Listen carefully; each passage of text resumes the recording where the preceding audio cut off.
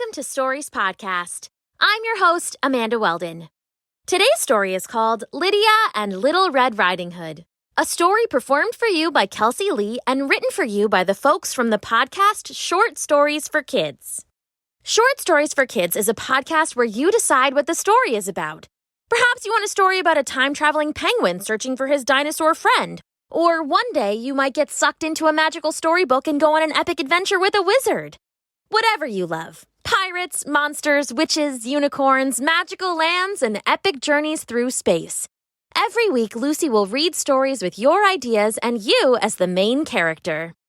Short Stories for Kids. You can find it on all podcast platforms. Thanks. Enjoy the episode. Lydia and Little Red Riding Hood. "Wake up, Lydia! Wake up!" said a voice, and something tickled Lydia's cheek. She opened her eyes to see her cat, Smudge, staring at her intently. If she didn't know any better, it was almost as if Smudge was talking. "Good, you're awake," said the cat. "Now get dressed. You're needed." Lydia didn't know what to think. Was she dreaming? It was certainly still nighttime, the moon shining dimly through her window. Not really knowing quite what was happening, she decided to do as Smudge asked. He was her cat, after all, and he was by far the kindest cat she had ever met. So she jumped out of bed and quickly changed from her pajamas into her clothes. The last thing she pulled on were her shoes, and by then Smudge was fussing at her bedroom door, telling Lydia, "Hurry, come on now, they need us." They crept through the dark house into the back door, where Smudge disappeared through the cat flap. His head popped back through. "The coast is clear. Let's go," he said. Once out in the garden, Lydia was taken to the usually ignored brick building with the tin roof. Hers was a very old house, and one side of the building had once been a small stable. These days, though, it was half falling down and used for storing lawnmowers.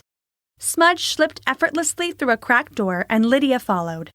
It was dark inside, and without a cat's eyesight, Lydia feared she wouldn't see anything at all. Except there was a small light at the very back. As she got closer, she realized it was a tiny lantern. "What's going on, Smudge?" she asked. "Who said they needed me?" "I did," said a voice beside her, making her jump a little. Standing on the top of a dusty box was a tiny young man, not even as tall as a pencil. "My name's Tom Thumb," said the young man, "and these are my friends." He gestured to his right, where on a couple of rusty paint tins sat a gingerbread man and a frog. The frog was wearing a crown. "This is Ginger and Prince Morton." "Oh," said Lydia. "I've read stories about all of you. Why are you in our shed?" "Terrible news," said Prince Morton, the frog prince. "A kidnapping," said Ginger, the gingerbread man. "Little Red Riding Hood has been snatched, and the people of the magical kingdoms must pay an enormous ransom to get her back," explained Tom Thumb. "That's terrible, but what do you need me for?" asked a confused Lydia. "Well," said Tom Thumb, a little embarrassed, "we three heroes have decided to rescue her, but, well, you may have noticed that none of us are particularly tall." Lydia could see this was true. The gingerbread man was probably the tallest, but not by much, and no higher than her shin. "So," continued Tom, "we asked our old friend Puss in Boots to help us find someone taller to help." "But I'm not tall," said Lydia. "I'm not even 7 for another 3 weeks." "Oh, my lady," said Prince Morton, "you are still taller than us." Lydia turned to Smudge and said, "Are you really Puss in Boots?" Smudge shrugged his shoulders and smiled. "I used to be. I seem to have lost the footwear, though. I've been retired with a most lovely family." "Come on, then," said Tom Thumb, leaping down from the box. "We're wasting time." The others followed, walking through a large hole in the brickwork, all apart from Lydia, who was worried if she'd fit. "It's okay," said Prince Morton, hopping back through. "You'll fit. It's magic." And so Lydia followed. She kept walking, eyes closed, and emerged into daylight among the roofs of an ancient oak tree. Around them grew a thick forest of towering trees and vaulting vines. Lydia stared in wonder as Tom Thumb led the way, guiding them down a wooded slope. "What are we doing first?" asked Lydia, She didn't need to walk fast, as her companion's legs were so small. "Looking for clues," said Ginger, the gingerbread man. "As I understand it," said Smudge, "Little Red Riding Hood disappeared near here while on her way to Grandma's house." Eventually, they came upon a dirt track and swiftly spotted a wooden cart being pulled by a donkey. On the cart rode a man, and behind him was an enormous turnip. "Greetings, good sir," said Prince Morton, hopping out before the cart. "What's this? Bandits?" said the man, pulling back on the reins. "Do you intend to rob me of my magnificent turnip?" "No, good sir," reassured the Frog Prince. "We are but a band of heroes on a quest. Tell me, do you travel this road often?" "I do," said the man. "In fact, yesterday I was traveling along here and found this basket, abandoned by the side of the road." "That's Little Red Riding Hood's!" shouted Ginger. "The girl has been kidnapped," said the man. "I had no idea." "We intend to rescue her," Tom Thumb explained. "Then you must take the basket," said the man, "and return it to her when you find her." The man and his enormous turnip went on their way, leaving Lydia to hold the basket. "All of you except Smudge may as well climb into the basket," she said. "It will be quicker if I carry you." It was a good idea, and Ginger, Tom, and Morton piled in, gazing bravely out over the wicker rim as Lydia continued down the path. After some time, they left the forest and found themselves walking amongst fields of grass. Ahead of them was a bridge over a narrow river. They started across and were almost halfway when Lydia heard a booming voice from under the bridge's arch. "Who's that crossing my bridge?" roared an angry voice. A huge, ugly troll climbed up on the bridge to block the way. "No one crosses without my permission!" "I'm ever so sorry, but we just need to get to the other side," said Lydia. "The other side is nice, but you'll never see it! I'm going to gobble you up for my dinner," sneered the big troll. "Listen here, you," shouted Tom Thumb from the basket. "I was swallowed by a cow once, and that didn't stop me. If you swallow me, I'll tickle you from the inside and never stop." The big ugly troll had never been spoken to like that before. Usually people did whatever he told them. A bulbous tear rolled down his craggy cheek, like rain through a mountain. All right, he said, snuffling a little.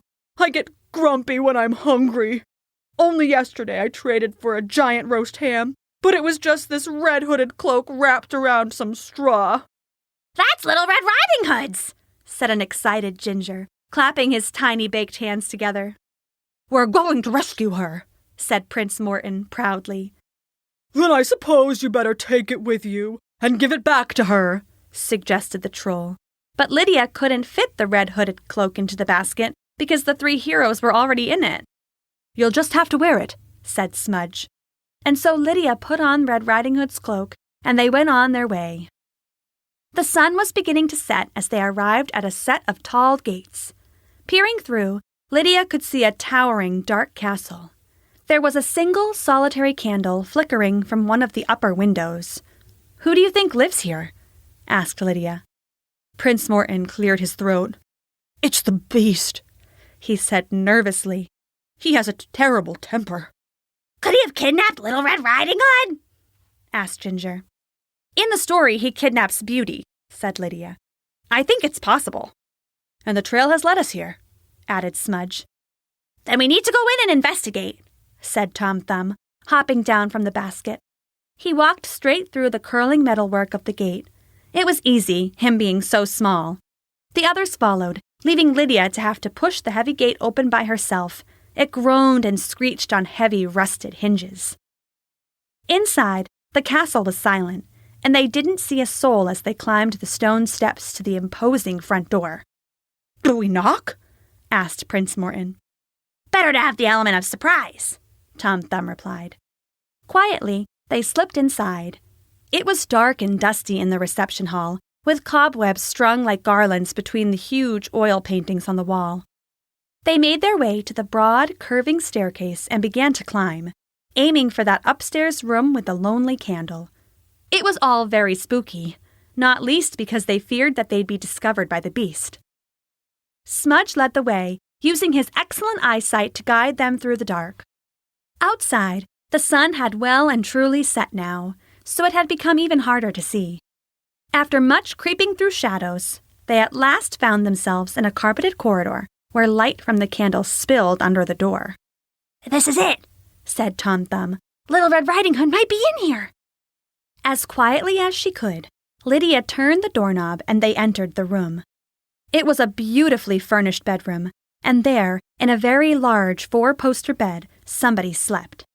"Is it her?" asked Ginger, a little too loudly. It was enough to disturb the sleeping figure, who sat up in bed, sending everyone but Lydia to scamper and hide.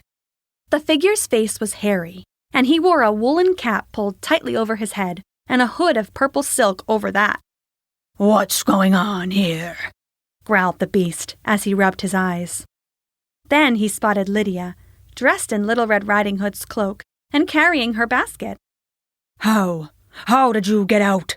said the beast. "I had you locked up in the dungeon with the thickest bars." Lydia looked into the face of the beast and realized she wasn't afraid. In fact, she thought she saw something there, something that tickled an old memory of an old story.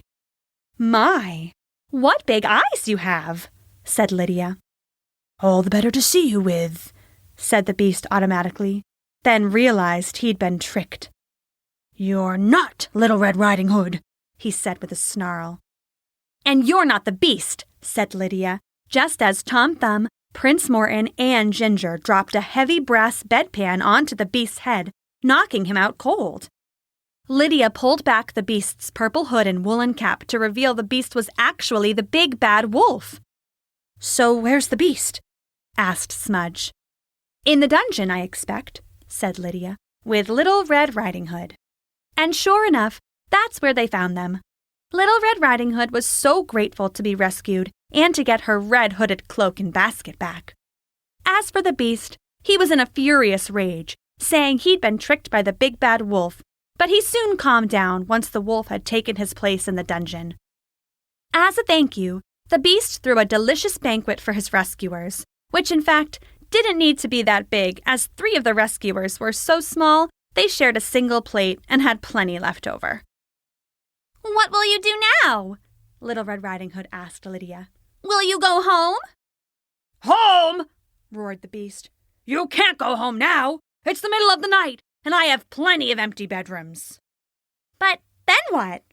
asked Little Red Riding Hood. "We could have another adventure," suggested Prince Morton. "I heard of an old lady who said someone keeps eating her gingerbread cottage," said Ginger. "I can't say I approve of that sort of thing." "Then shall we go and investigate?" suggested Tom Thumb. Lydia looked around the table at her new friends and nodded her head. She'd enjoyed her time so far, and they'd made a good team, and she realized there was nothing she'd enjoy more. "Yes," she grinned. "I think that we should." The end.